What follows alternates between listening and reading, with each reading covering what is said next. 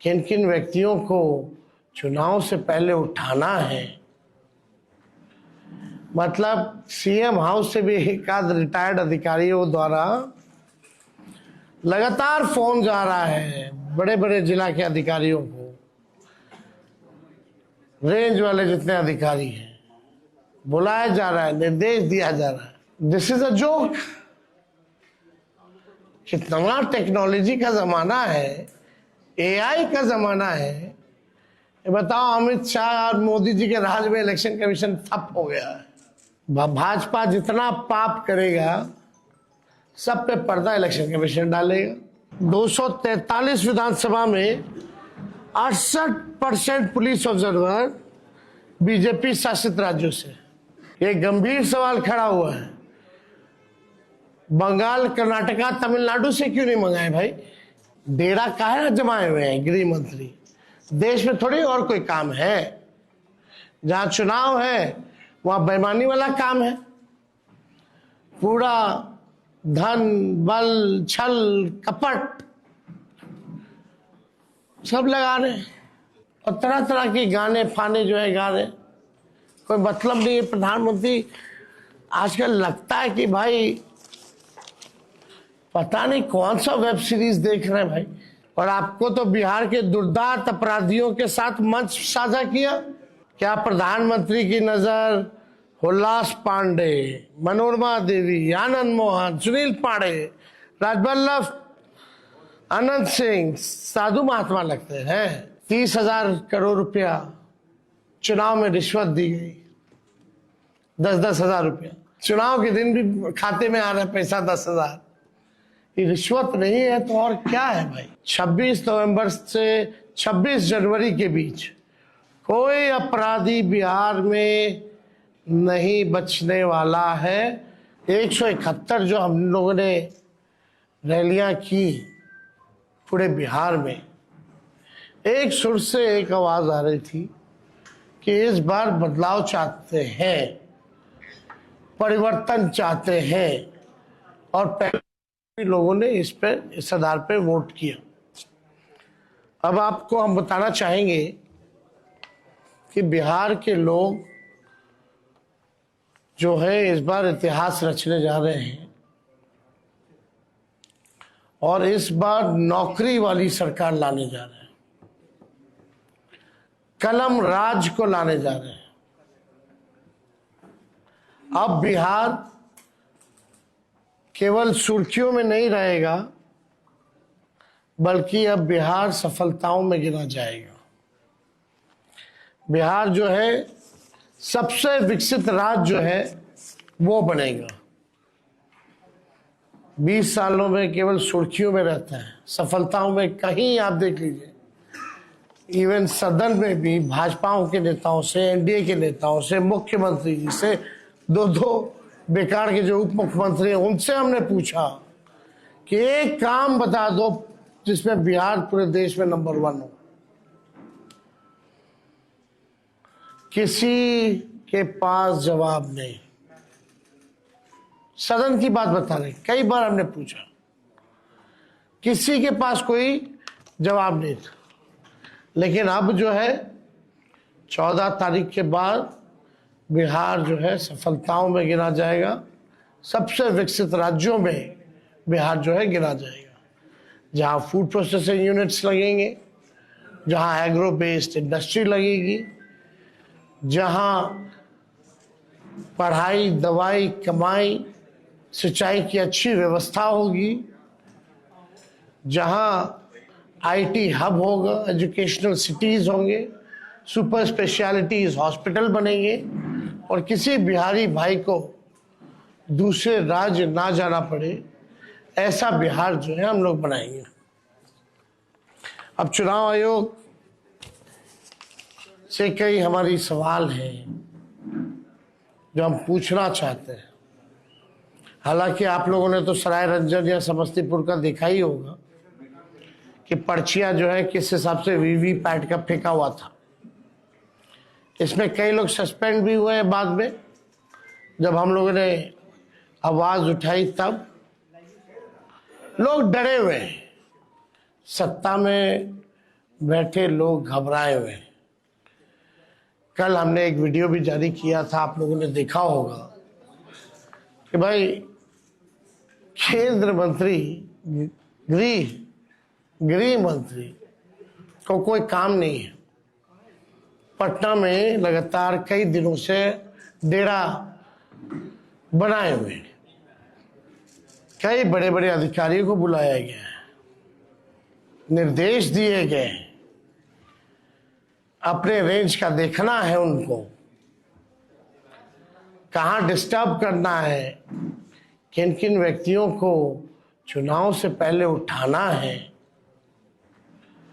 मतलब CM house से भी एक आध रिटायर्ड अधिकारियों द्वारा लगातार फोन जा रहा है बड़े बड़े जिला के अधिकारियों को, रेंज वाले जितने अधिकारी हैं, बुलाया जा रहा है, निर्देश दिया जा रहा है। तो ये बौखलाहट बताती है कि ये लोग जाने वाले हैं। हम लोगों की पैनी नजर है, जनता एक पांव पे खड़ी है। हम तो चाहेंगे कि जितने अधिकारी, सूचना हमको उन्हीं अधिकारियों से मिली है जिनको ये निर्देश दिए गए। तो हम तो कहना चाहते भाई, जनता एक पांव पे खड़ी है। संविधान का जिन लोगों ने शपथ लिया है, न्यायपूर्ण काम करें, दबाव में ना करें, वरना इस बार जनता जो है मुंह तोड़ जवाब देगी। सब लोगों की नजर है अधिकारियों पर, प्रशासन पर। जनता सजग है, सब लोगों पर जो है नजर डाली हुई है। बात अब देखिए, इलेक्शन कमीशन पहला चरण का मतदान कब हुआ? 6 नवंबर को। आज हम बैठ के पीसी कर रहे हैं 10 नवंबर को। 4 दिन बाद भी आंकड़े जो है सार्वजनिक नहीं किए गए हैं कि पुरुष ने कितने मतदान किए और महिलाओं ने कितने मतदान किए। कोई भी ऑफिशियल आंकड़ा नहीं आता। पहले भी मैनुअली, पहले के जमाने में तो उसी दिन उसी समय बता देता था मैनुअली। आजकल तो टेक्नोलॉजी का जमाना है, फिर भी ये आंकड़ा क्यों छुपाया जा रहा है, सबसे बड़ा मेरा प्रश्न है। 4 दिन हो गया, यानी आप समझिए, मान लीजिए 11 को अगर वोटिंग है और 14 को रिजल्ट है, तो आपको 14 तक पता ही नहीं चलेगा कि कितने पुरुष और महिलाओं ने वोटिंग की। This is a joke. कितना टेक्नोलॉजी का जमाना है, एआई का जमाना है। ये बताओ, अमित शाह और मोदी जी के राज में इलेक्शन कमीशन ठप हो गया है।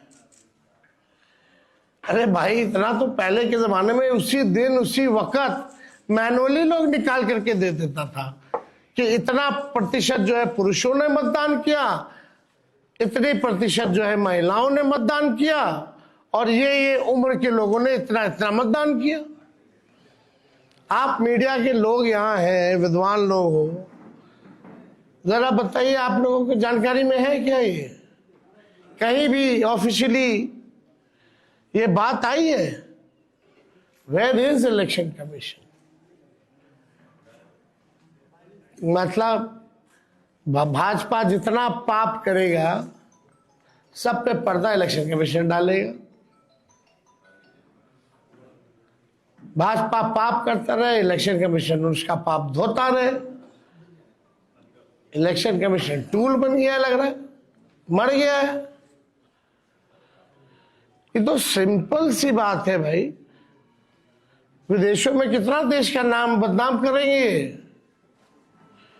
विदेशी पत्रकार भी अगर पूछेंगे भाई कितना रेशियो है, 4 दिन हो गया चुनाव को, अब तक नहीं आया, तो देश का तो मजाक उड़वा रहे हैं लोग। तो हम तो जानना चाहेंगे कि भाई जल्द से जल्द दे दो। ऐसा जो आप लोगों का रफ्तार है, लग नहीं रहा कि दूसरा फेज वाले का पता भी चल पाएगा कि कितना रेशियो में किसने किसने कितना मतदान किया। आपको हम बता दें कि सीसीटीवी लगातार जो है कई जगह जो है, जो स्ट्रांग रूम का वो जो है बंद आ रहा है। उसमें हमारे पार्टी के लोग सजग हैं और कहीं भी कुछ आता है तो हम लोग कंप्लेन भी करते हैं, लेकिन ये बार बार लगभग हर जगह जो है स्ट्रांग रूम का जो सीसीटीवी है वो बंद हो जा रहा है। आखिर क्या कारण है? इसमें चुनाव आयोग को जो है सफाई देने की जरूरत है। और आपको हम इंटरेस्टिंग डेटा बताना चाहते हैं जो इलेक्शन कमीशन ने अमित शाह जी के निर्देशों पे शायद किया होगा। एक तो आंकड़ा हम आप लोगों के सामने रखना चाहते हैं। ये आंकड़ा भाजपा या एनडीए शासित इन राज्यों से आए हैं जवान। उत्तर प्रदेश से 40 कंपनियां, गुजरात से 27 कंपनियां, मध्य प्रदेश से 23 कंपनियां, असम से 15 कंपनियां, महाराष्ट्र से 25 कंपनियां, छत्तीसगढ़ से 15 कंपनियां, राजस्थान से 10 कंपनियां, मिजोरम और हरियाणा से 8-8 कंपनियां, नागालैंड से 15 कंपनियां, मेघालय से 7 कंपनियां, गोवा से 6 कंपनियां, त्रिपुरा से 5 कंपनियां और उत्तराखंड से 4 कंपनियां, यानी कुल 208 कंपनियां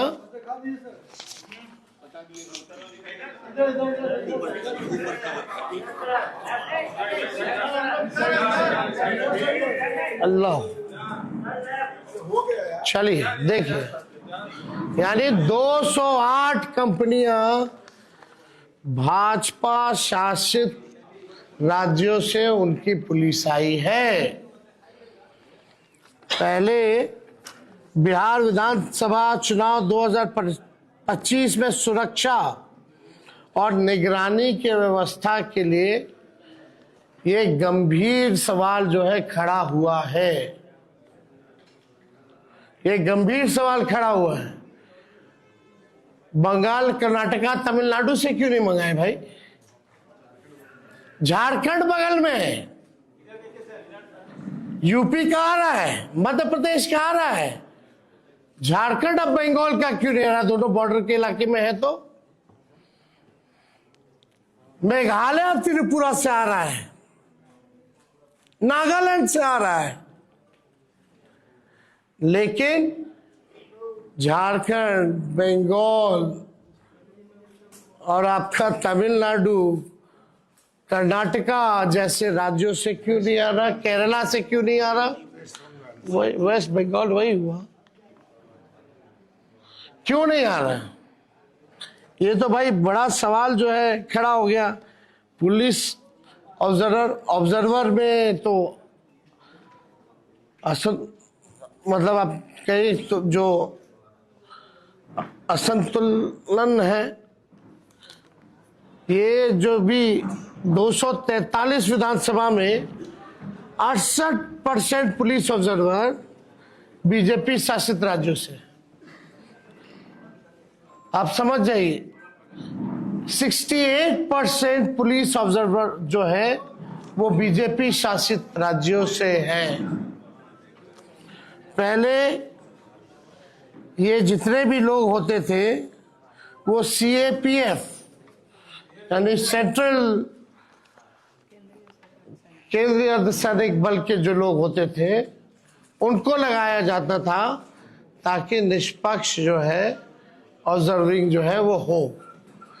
लेकिन इस बार 68% यानी हमने आपको आंकड़ा दिया 208 कंपनियां भाजपा शासित राज्यों में से।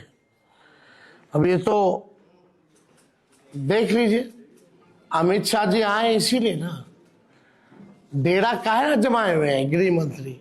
देश में थोड़ी और कोई काम है? जहां चुनाव है वहां बेईमानी वाला काम है। पूरा धन, बल, छल, कपट सब लगा रहे, कोई चीज का कभी नहीं छोड़ रहे। लेकिन फिर भी ये अमित शाह बिहार को उपनिवेश बनाना चाहते हैं, बाहरी लोग कब्जा करना चाहते हैं, बिहारी होने नहीं देगा। इस बार करारा जवाब मिलेगा, जनता से अब मिल रहा है। ये लोग बौखलाहट में इस तरह का काम कर रहे हैं क्योंकि इनको पता है कि ये लोग जो है जाने वाले हैं। अब सवाल देखिए, मोदी शाह जी ने बिहार को जितना बदनाम किया, जो बात बिहार के बारे में बोल रहे हैं, क्या वो गुजरात के बारे में ऐसा बोल सकते हैं? गुजरात में क्या क्या बातें करेंगे, वो फैक्ट्री की बात करेंगे, उद्योग की बात करेंगे, और यहाँ अगर उनकी पूरी भाषा और पूरा वाक्य देखिएगा या शब्दों का चयन देखिएगा तो नेगेटिव, नकारात्मक।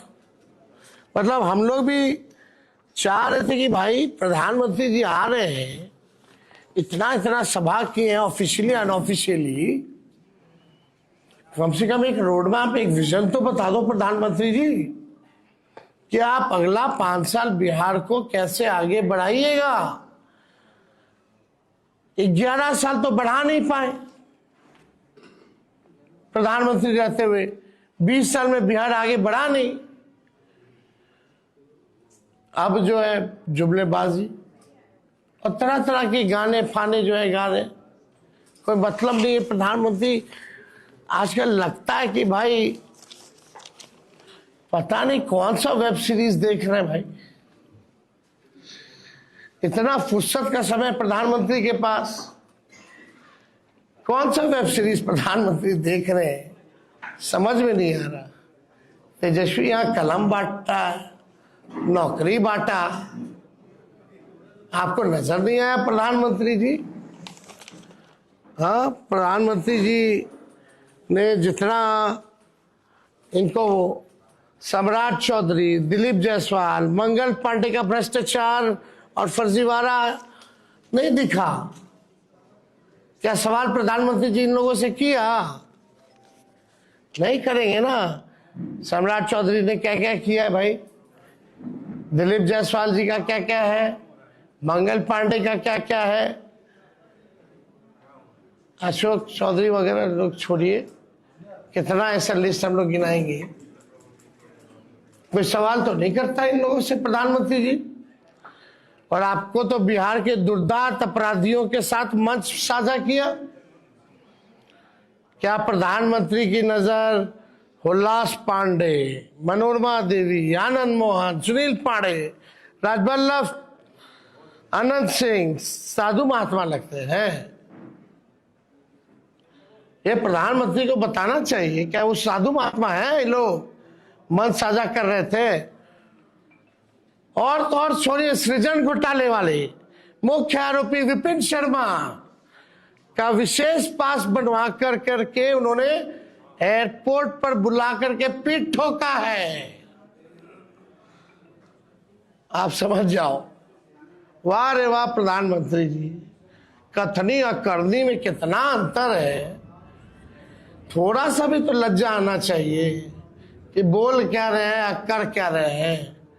थोड़ा सा अपना पुराना भाषण ही बिहार का पढ़ लीजिए।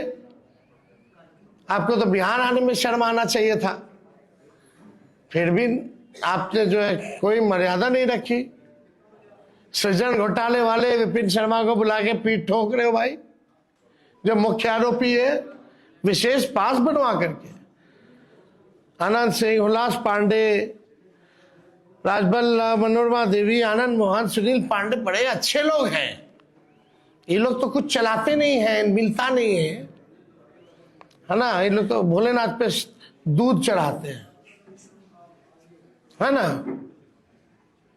वही है, भाजपा में जाओगे तो पाप धुल जाएगा। गंगा जी में नहाइएगा, गारंटी नहीं है कि भैया पाप धुले कि ना धुले, लेकिन आस्था हम लोगों की है गंगा जी के प्रति। लेकिन ऐसे ऐसे लोगों की आस्था गंगा जी से ज्यादा मोदी जी और अमित शाह में है।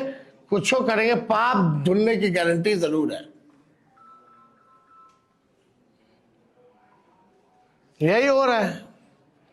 अब हम क्या क्या हम बोले, अब तो हमको तो बोलना भी ठीक नहीं लगता। अब बताइए, 30,000 करोड़ रुपया चुनाव में रिश्वत दी गई, 10-10 हजार रुपया, टोटल कितना? 30,000 करोड़। चुनाव आयोग मौन, चुनाव के दिन भी खाते में आ रहा है पैसा 10,000।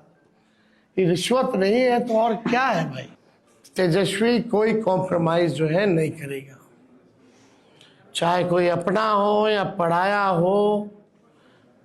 अगर तेजस्वी की परछाई भी गलत करेगी तो उसको भी कड़ी से कड़ी सजा मिलेगी। इस मामले में, लॉ एंड ऑर्डर के मामले में कोई कॉम्प्रोमाइज नहीं। आप सब लोग मेरे स्वभाव को जानते हैं, ऐसा कॉम्प्रोमाइज हम लोग जो है एकदम नहीं करेंगे।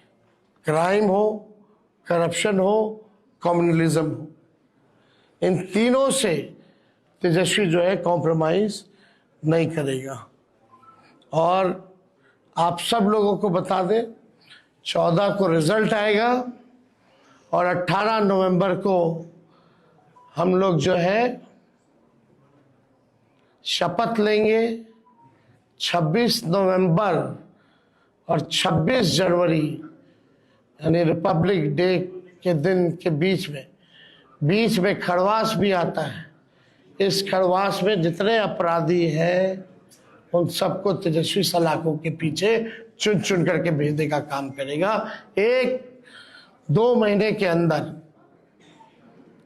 इस खरवास में 26 नवंबर से 26 जनवरी के बीच कोई अपराधी बिहार में नहीं बचने वाला है। 2 महीने के भीतर खरवास में जेल के अंदर जाने वाले हैं। तो आप सब लोग इस प्रेस में आप लोग आए, आप सब लोगों का स्वागत है। और हमको लगा कि भाई पूरा चुनाव का जो अनुभव जो रहा वो आप लोगों से हम लोग जो है साझा करें। तो कोई चुनाव है तो कुछ तकनीकी चीजें भी देखनी है, आप सबका बहुत क्या हुआ 14 के बाद, कल चुनाव के बाद, कल के चुनाव के बाद गिरिराज जो है वो ये कह रहे हैं कि धर्म का मुद्दा उठा लिया। धन्यवाद।